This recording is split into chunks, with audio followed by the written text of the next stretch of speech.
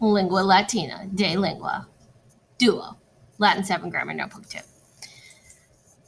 All right, so we're going to talk about nouns, and this is going to be a bit of a review to start, and we're going to add on a few endings and cases that we haven't talked about as much. So Latin nouns can be divided into groups called declensions.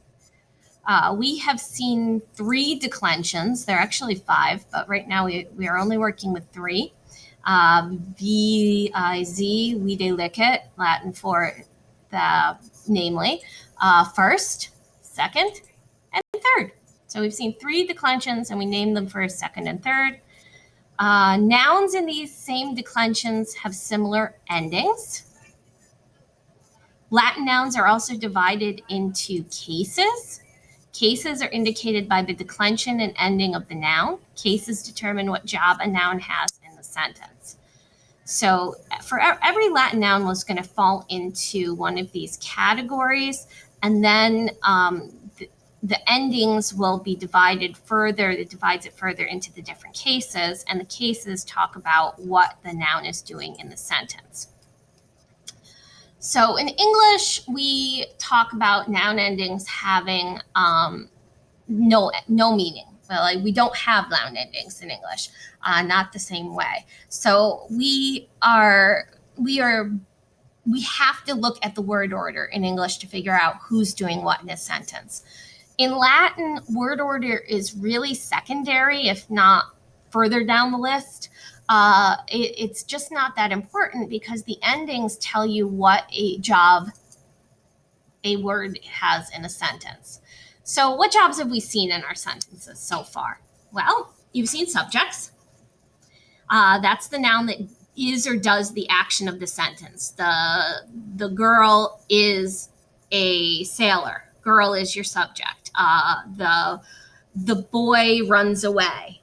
Boy is your subject. Our second job that we've seen is direct object, which I'll also abbreviate as DO. And it's the noun that receives the action of the verb. Not all sentences have to have a direct object, but let's take a sentence that does. The teacher picks up the book. Well, what's being picked up? What's receiving the action of the verb? The book. That's your direct object.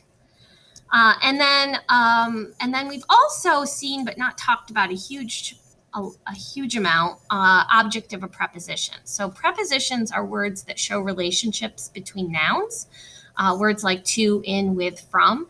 And an object of a preposition is the noun that completes the meaning of the preposition. Okay.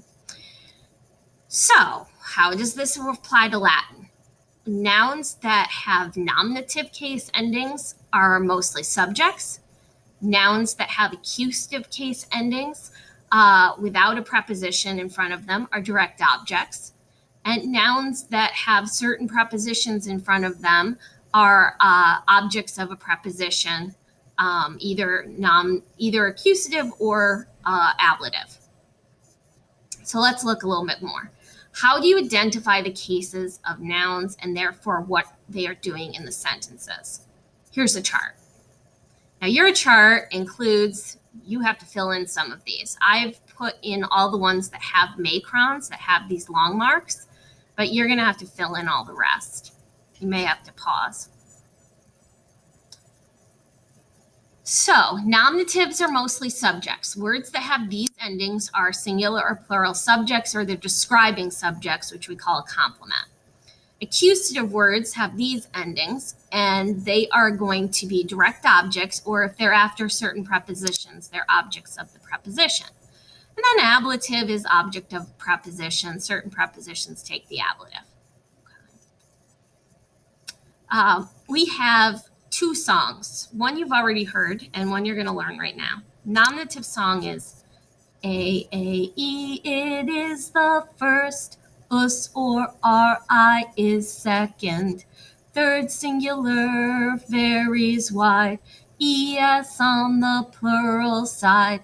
Now you know nominative rhymes used for subject all the time.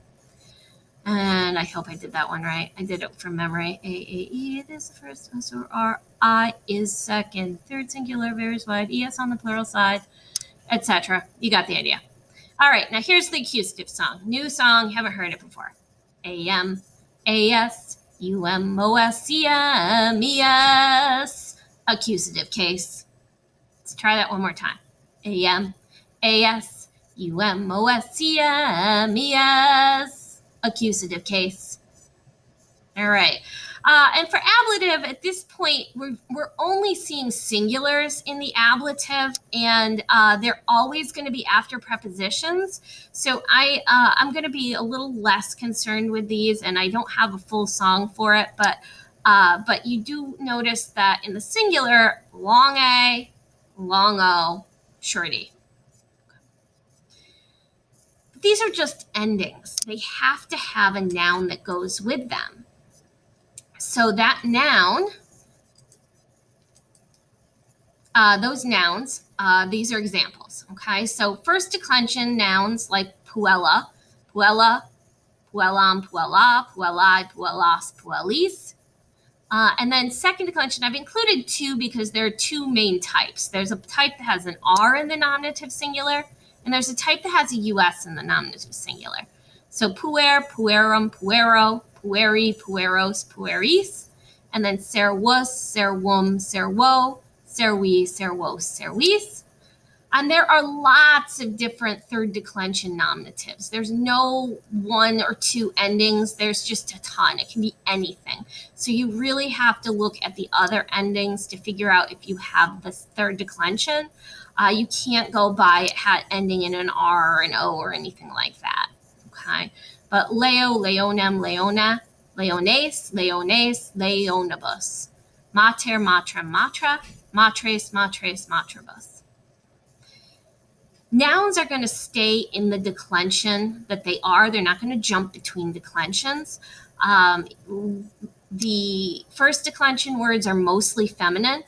Second declension words that we're looking at right now are mostly masculine. And third declension genders, it just doesn't, you just don't know. If it's a person, then you can figure it out. If not, you don't know. So you're going to be filling in those boxes on your examples with the cases in the red and the meaning of the sentence in the orange. Okay. So sentences with case examples. Leones servos in arena non petiverunt.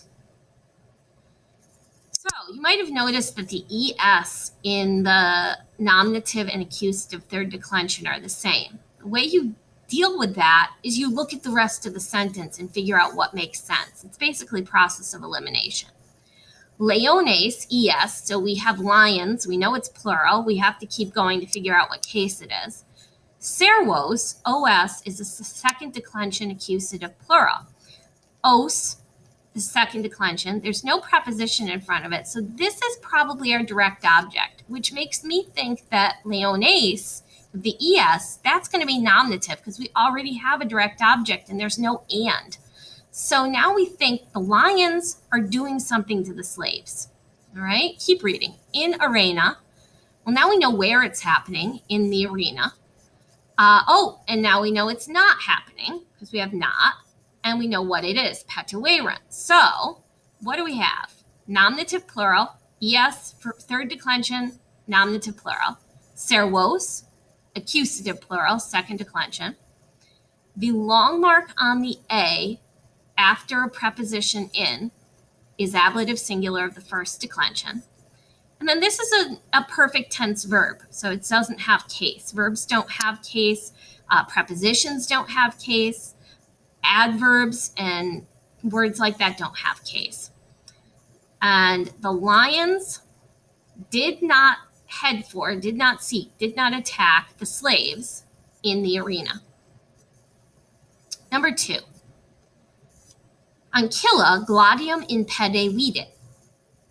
That simple A in a first declension noun is a nominative singular. It's a subject. We know our slave woman is doing something in the sentence.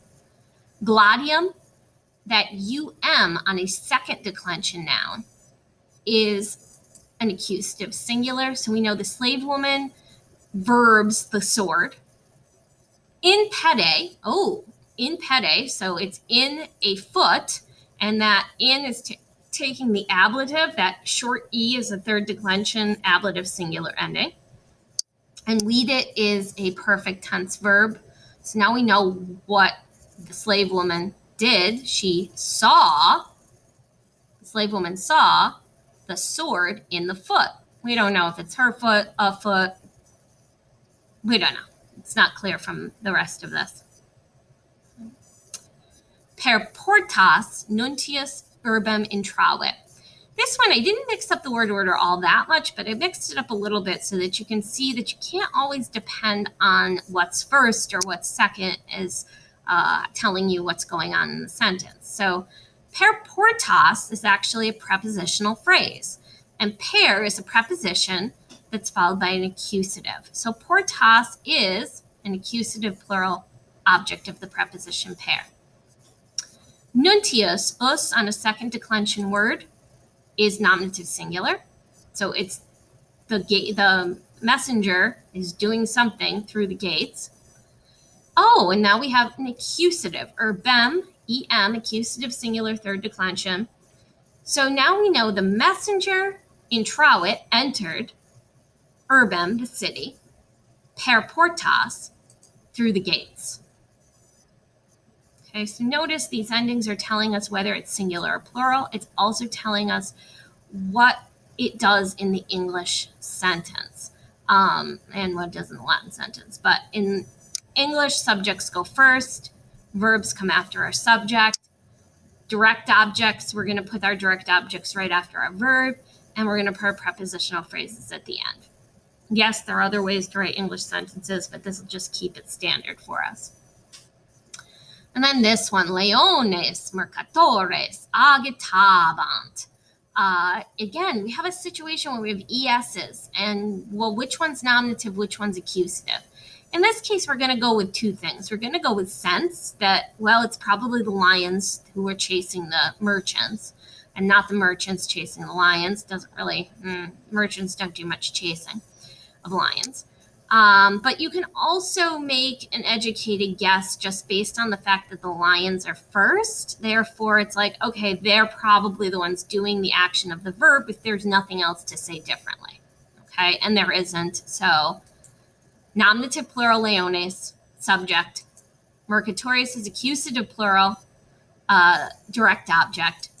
Agitavant is your imperfect verb. The lions were chasing the merchants. So let's go back through this one more time and just take a look at what we have. Nominative plural indicated this was the subject, so it went first in the sentence when we translated the lions.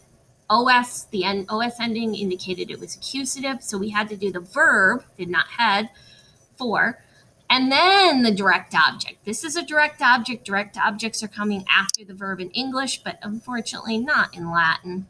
And then prepositions can take either the ablative, like arena, or prepositions can take the accusative, like portas, but both times, portas and arena, they're objects of the preposition.